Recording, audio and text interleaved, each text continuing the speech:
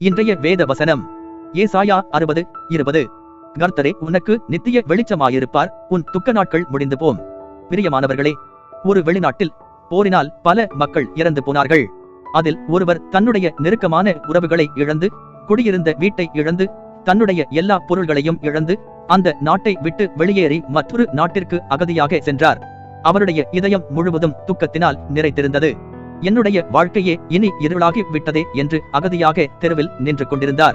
அங்கு வழியில் சென்ற கிறிஸ்தவ சகோதரர் ஒருவர் அவருடைய நிலைமையை அறிந்து அவரிடம், கர்த்தரே உனக்கு நித்திய வெளிச்சமாயிருப்பார், உன் துக்க நாட்கள் முடிந்து போகும் என்று சொல்லி தேவனை அறிமுகப்படுத்தினார். எனக்கன்பானவர்களே, இதை கேட்டுக்கொண்டிருக்கிற நீங்கள் ஏதாவது ஒரு காரியத்தை குறித்து துக்கத்தோடு இருக்கலாம்.